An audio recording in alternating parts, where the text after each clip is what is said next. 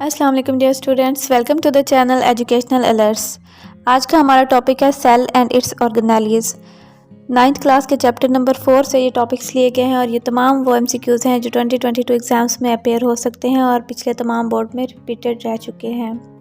तो वीडियो को full and तक देखिएगा ताकि आप चैप्टर नंबर 4 के तमाम MCQs कर सकें, क्योंकि ये चैप्टर बहुत सारे स्टूडेंट्स को काफ़ी टफ लगता है डिफरेंट ऑर्गेनेलिज की प्रेजेंस की वजह से। The use of microscope is called resolution, cell biology, microscopy और none of these। माइक्रोस्कोप का इस्तेमाल 16वीं सदी से हो रहा है, जिसकी वजह से सेल और इसकी डिफरेंट ऑर्गेनेलिज को अब तक डिस्कवर करना मुमकिन हुआ है। तो इसके यूज़ को कहा जाता है microscopy. Microscopy is the use of microscope, जबकि रेजोल्यूशन, सेल बायोलॉजी जो है ये इसके रॉन्ग आंसर है। रेजोल्यूशन होती है किसी भी इमेज की clarity and cell biology is the study of cell and its organelles and its function. तो करेक्ट आंसर जो है वो सी होगा, microscopy. Resolution of human eye is 0.1 millimetre, 1 millimetre और 0.2 मिलीमीटर। तो ह्यूमन आई की रेजोल्यूशन पावर, अब सबसे पहले रेजोल्यूशन पावर क्या होती है, तो ये वो पावर होती है जिसकी वजह से कोई ऑर्गेनिज़म दो चीज़ों के दरमियान डिस्टिंग्विश कर सकता है, फ़र्क कर सकता है।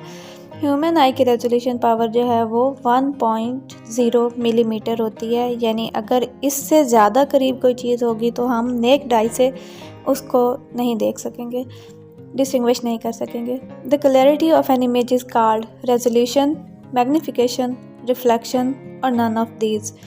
तो जैसे कि अभी मैं बता चुकी हूँ कि clarity of an image is called resolution, जबकि मैग्नीफिकेशन जो होती है वो किसी भी चीज़ के अपेरेंट साइज़ जो होता है उसमें इंक्रीज़, साइज़ में इंक्रीज़ जो है वो मैग्नीफिकेशन पावर कहलाती है। ये दोनों काफ़ी इंपॉर्टेंट कंपोनेंट है माइक्रोस्कोपी के अंदर। Magnification power of light microscope is 250,000x, 25,000, 15,000 और 1500। तो लाइट माइक्रोस्कोप की जो रेजोल्यूशन पावर है वो कितनी होती है, ये ऑप्शन नंबर सी यानी कि 1500 मैग्नीफिकेशन पावर। और जहाँ एक और क्वेश्चन पूछा जा सकता है कि रिजॉल्विंग पावर कितनी होती है, तो वो 0.2 माइक्रोमीटर होती है। Dash is use to study the structure of cell surface, transmission electron microscope, scanning electron microscope, light microscope और नन ऑफ दीज।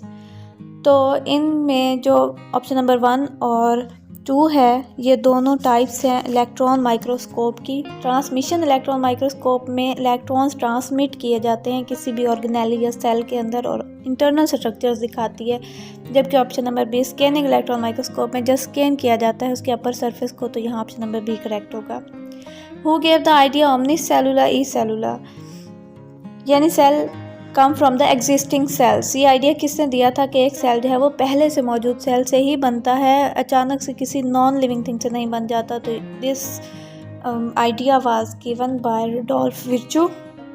इससे पहले ए बायोजेनेसिस का आइडिया जो है वो आम था, यानी जिसमें नॉन लिविंग थिंग से अचानक से कोई लिविंग थिंग एग्जिस्ट में आ गई। इसको इसने डिस्प्रूव किया कि ये चीज़ रॉन्ग है, बल्कि पहले से जो सेल मौजूद होते हैं उन्हीं में डिवीजन होती है और नए सेल्स बनते हैं और इस तरह से लाइफ जो है वो चलती है।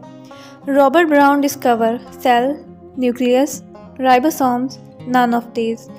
तो रॉबर्ट ब्राउन जो है इसने न्यूक्लियस को डिस्कवर किया था विद इन सेल। यहाँ एक और क्वेश्चन पूछा जा सकता है, हु डिस्कवर द सेल। तो रॉबर्ट हुक था, उसने सेल को डिस्कवर किया था, लेकिन उसने कहा था कि these are the empty compartments. Robert Brown ने कहा कि ये एम्प्टी कंपार्टमेंट्स नहीं है, बल्कि इसके अंदर न्यूक्लियस भी होता है। Virus are included in which of the following group, Animalia, fungi, Monera, none of these. Viruses के पास लिविंग और नॉन लिविंग दोनों की करैक्टरिस्टिक्स होती हैं। नॉन लिविंग इस तरह के इनके पास कोई सेलुलर ऑर्गेनाइजेशन नहीं है, सेल्स, टिश्यूज़ एंड ऑर्गन्स, इसमें कोई ऐसी ऑर्गेनाइजेशन नहीं पाई जाती, ना ही इनके अंदर कोई मेटाबॉलिज्म किसी किस्म के रिएक्शंस होते हैं। जबकि लिविंग थिंग्स की तरह इस तरह से मिलते हैं कि इनके अंदर DNA होता है, ये इन्फेक्शियस डिजीज़ काज करते हैं और इनहेरिटेबल होते हैं। तो इनको बॉर्डर लाइन में रखा गया है लिविंग और नॉन लिविंग के, इस वजह से इन तीनों ग्रुप्स में किसी के साथ भी शामिल नहीं होगा, बल्कि ये इसमें ऑप्शन डी करेक्ट होगा, नन ऑफ दीज, क्योंकि इनको ना तो लिविंग के अंदर रखा जा सकता है और ना ही नॉन लिविंग के अंदर।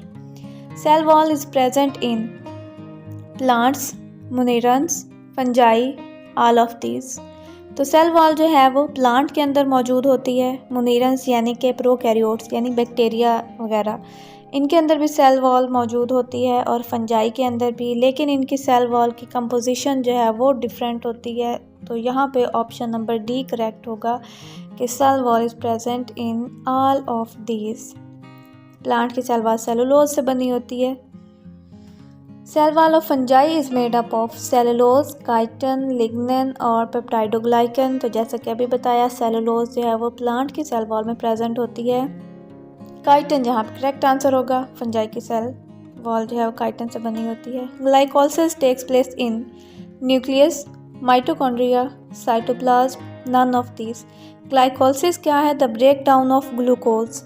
ये सेलुलर रेस्पिरेशन का फर्स्ट स्टेप होता है, जो एरोबिक और एनारोबिक रेस्पिरेशन दोनों में सेम है, यानी इसके अंदर ग्लूकोज की ब्रेकडाउन होती है। और ये प्रोसेस कहाँ पे होता है? साइटोप्लाज्म के अंदर होता है। कॉमनली कन्फ्यूजन क्या होती है, क्योंकि माइटोकॉन्ड्रिया रेस्पिरेशन करवा रहा है, तो स्टूडेंट्स ये सोचते हैं कि शायद ग्लाइकोलिसिस जो है वो माइटोकॉन्ड्रिया के अंदर हो रही है, जबकि ये रॉन्ग है, ये साइटोप्लाज्म के अंदर होती है।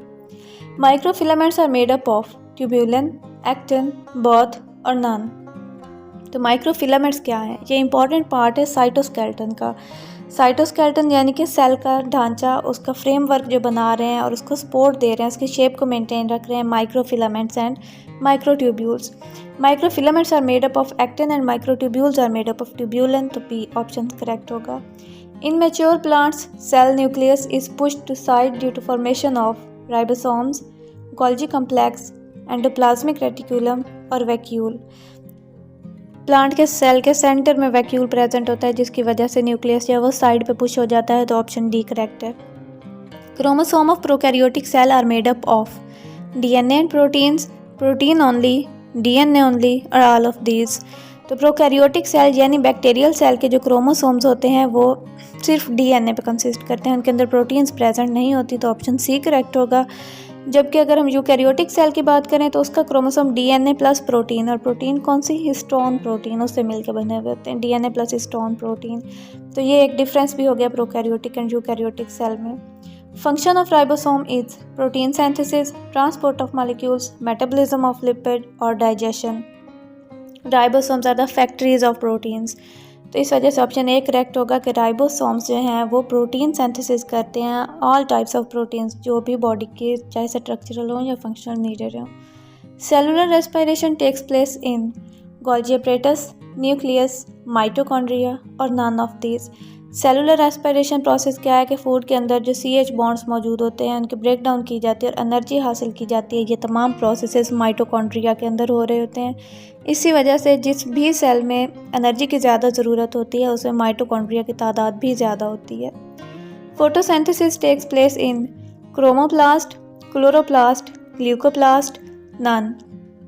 ये तीनों प्लास्टिड की टाइप्स हैं जो प्लांट्स के अंदर ऑर्गेनेली है, एक डबल मेम्ब्रेन बाउंडेड ऑर्गेनेली।